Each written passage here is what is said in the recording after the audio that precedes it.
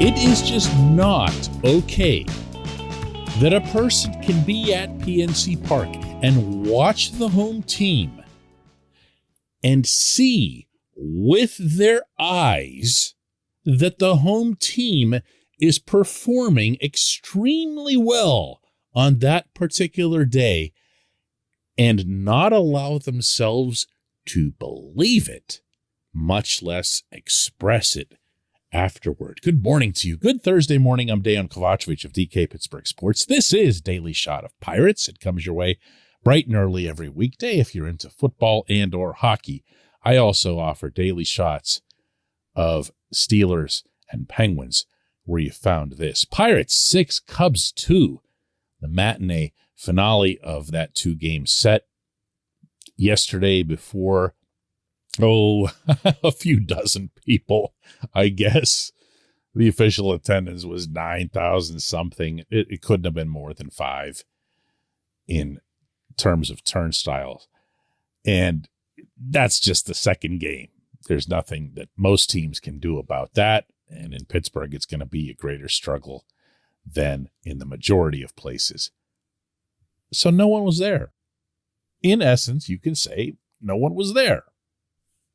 And for those who were there, and there's a lot of them that I hear from them on a regular basis who consider themselves really smart, because while everyone else pushes through all the traffic and all the humanity to get to the opener, the ones who are tapping the sides of their temples are the ones who come the day after, park wherever they want, no lines for anything.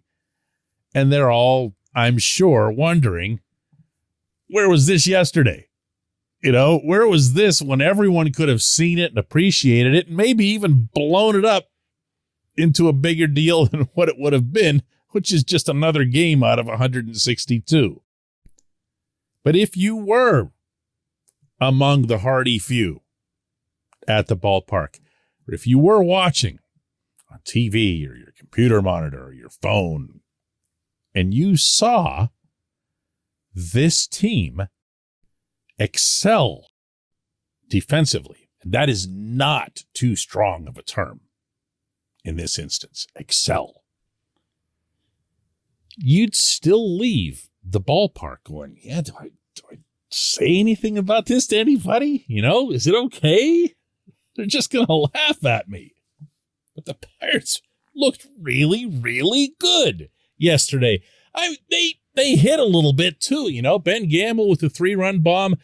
Kevin Newman lofted, I guess would be the best verb, a 2-run triple off the top of the Clemente wall. Ball just kept carrying and carrying. Brian Hayes with 4 hits. The pitching was pretty good. Zach Thompson started the game and showed something before he ended up taking a line drive off the shoulder blade and was lifted. Looks like he'll be fine, by the way. At least that's what he told me. Dylan Peters came in, did the job in the middle, and then Will Crow comes in and gets an Elroy face save. 3 innings. Even though it was a 4-run lead, you still get the save for that because it's 3+ innings. And yet the main theme throughout was the defense. Brian Reynolds flying back to deep center to take away extra bases. Ben Gamble face planting in right field. Looked like he ate grass. Kevin Newman with a diving stop up the middle. Yoshi Tsutsugo made a nice play at first base. And Hayes, and it almost feels silly to talk about Hayes doing something good at third. He's just automatic. And his 5-4-3 double play, which was just as smooth as every other 5-4-3 double play that he starts, ended up being what Derek Shelton would later call the turning point of the game. So good from front to finish, all 3 hours. And yet, ... This portion of Daily Shot of Pirates is brought to you by our friends at North Shore Tavern. That's directly across Federal Street from PNC Park. It's home of Steak on a Stone, an eating experience, underscoring the word experience. The steak is brought to you partially cooked on an 800-degree stone, and you do the rest. It's a ton of fun, it's a great meal, and it's a baseball atmosphere like no other in Pittsburgh. North Shore Tavern, right across Federal Street from PNC Park. So I had some fun afterward. I went around the clubhouse, which we reporters can now do again, talked to some players one-on-one, really just to gauge where they are in terms of confidence, emotion, indignation. You know, all of this stuff that gets spoken and written about the Pirates on the outside, and I'm very much including myself as being on the outside, isn't at all reflective of the inside. This is not a clubhouse that sits around fussing about payroll and Bob Nutting and everything else that seemingly half of Pittsburgh does obsessively. They're showing up to the ballpark to try to win the game that day. Part of that, like all team sports, is individual. It's self-preservation. You like being employed. You like getting contracts. You like getting really big contracts like the one Hayes just did. And part of that is collective. So when Gamble tells me after the game, I bleeping love this team. We've got guys that are showing up here every day focused on winning, focused on doing everything that they can themselves and then for their teammates to get a win that day. You can roll your eyes. Everybody says that. Come on, man, you're falling for that. We've been hearing this for a while. But understand, in this moment, when I'm in there speaking to this man who just ate grass to try to win a baseball game, in addition to the 3-run bomb, he's not lying to me. He's not PR, you know? He's not in media relations or marketing. He's just the corner outfielder who hits 3-run homers and eats grass.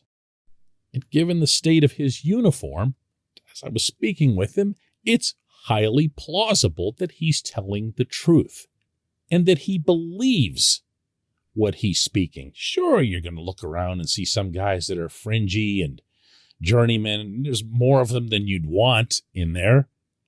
But that's never who they're talking about when they say stuff like that. He wasn't alone either. There were several other players with whom I spoke. One who's been a regular for me on this particular subject is Mitch Keller. And he expressed much the same. He sees individuals, including himself, notably including himself, who need to get better, who need to upgrade their performances and who they are and what defines them. And if Mitch, for example, can get that done with that shiny new 100-mile-an-hour fastball, he raises the bar a little bit for everybody. Not that they can start throwing 100, but the collective can begin to collectively believe in itself a little bit more. And you see what I've done there? I've shared with you some thoughts about yesterday's game and my interactions with a handful of these guys afterward. And there I go. I probably think the same thing you are right now, which is shut up. You know, just shut up. When we come back, just one question.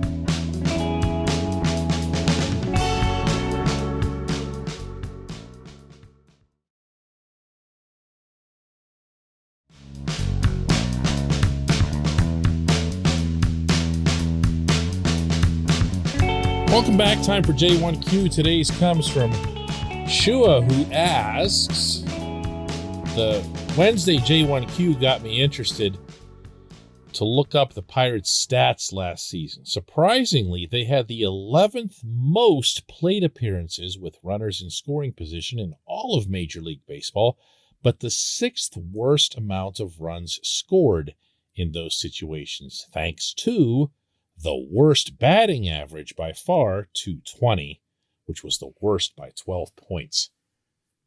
Yes, the Pirates were, in fact, horrific with runners in scoring position in 2021. For anyone who missed yesterday's episode, the very quick summation of the J1Q was that I was going after, for what felt like the millionth time, the whole concept of the value of the RISP stat, runners in scoring position.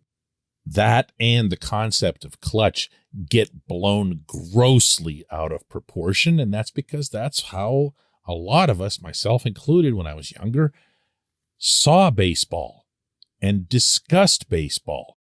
And then one day along came the math guys, and they started digging into the numbers to the chagrin of some, but, to the dispute of few once you actually look at the data. And the runners in scoring position thing really doesn't mean anything. Sure, it can hold up over the course of a long year like last year, but the Pirates also happened to be a very bad hitting team. Overall, they had the least power of anyone in the majors. Not just home run power, but doubles power. The kind of power that clears the bases, that gets you big innings. How many big innings do you remember from this team that failed to record a single sweep over an entire 6-month span? You remember any? I'm sure there were a couple. So how could this team rank so highly in terms of plate appearances with runners in scoring position while also being so bad at getting them home? The answer is very much a game like the one that we just discussed, which was the home opener. They went 0 for 10. Why? Because someone would get on second base and then a whole bunch of people would fail. Okay? So if one person fails, then another, and then another, instead of, somebody competent coming to the plate and knocking them home. And then what do you know? The next 3 batters don't have a runner in scoring position while they're up. Do you see what I'm saying? Offense in baseball is rooted in the name of the sport. It's about getting feet on bases. The more of those that you have, the greater your chance that they'll make it the whole way around. If it's a base at a time, as it almost always has to be with the Pirates, then it's going to involve a lot more people. If it's the Toronto Blue Jays right now with Vlad Jr. hitting a homer every other time he's up, including 3 more yesterday, then it's a lot easier. But the Blue Jays will then in turn have a lot fewer at-bats with runners in scoring position because Vlad's cleaning them off every half hour. This team needs to put people on the bases, whether that's by poking a single here or there, whether it's doing what Hayes did yesterday and driving the ball and getting it over infielders' heads. And they need to work pitchers. They need to go deep into counts. They need to put more people on through walks, lots of walks. The Pirates have to be good at walks. If you can't hit, you've at least got to be judicious up there. What won't happen for this team very often is what did yesterday with a 3-run homer and a 2-run triple. Wonderful to watch. Wait, am I talking about that again? I'm not allowed to talk about that. It was good. It was a positive thing. Enough. I have to end this episode. Let's do another one tomorrow.